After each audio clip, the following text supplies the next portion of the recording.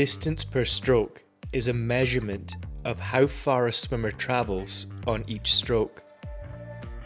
In terms of technique, it is thought of as stroke length.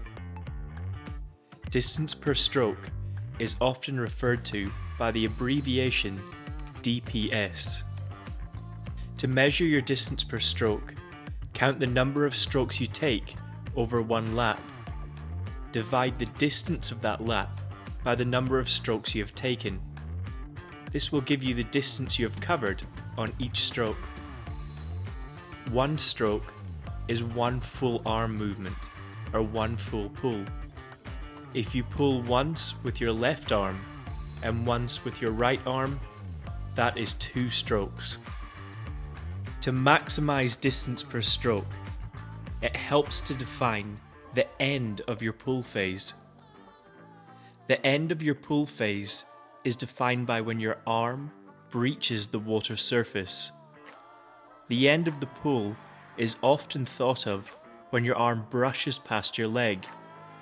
But if your arm is still in the water, in motion, the pulling phase is still active. To maximize your stroke length, aim for the water surface.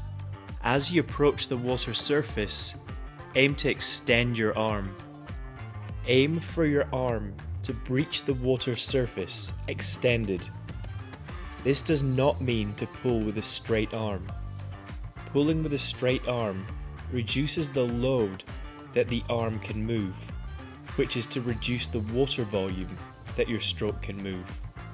As you reach about 50% of the way through your pull phase, or halfway, apply an extension to your arm to maximize stroke length. If you feel your arm breach the water surface slightly bent, it tells you to apply more effort on the following strokes to extend your arm towards the back of your pull phase.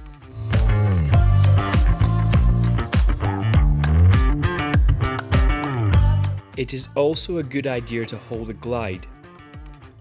Due to the nature of freestyle, if your leading arm starts pulling before the other arm has finished the pull phase, the stroke will be cut short.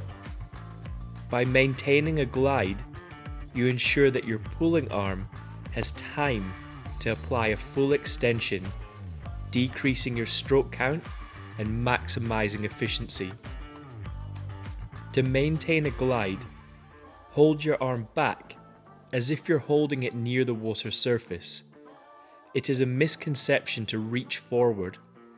When you reach forward, the orientation of your shoulder encourages your arm to drop through the water.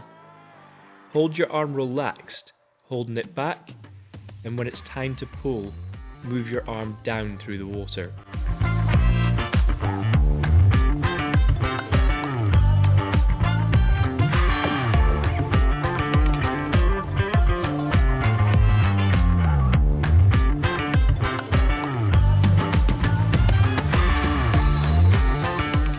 During practice, instead of calculating the distance you cover on each lap, you can use your stroke count per lap for the same understanding.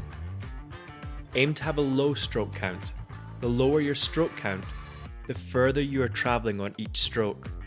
You may notice the longer you try to extend your stroke, the slower you may become. The faster you try to move your arms, the higher your stroke count becomes. Efficiency lies between maximizing stroke length and maintaining propulsion. You can use an efficiency rating to master this. An efficiency rating is where you add your stroke count to the time it takes you to swim that lap. Your goal is to make this total number as low as possible. This is easier said than done.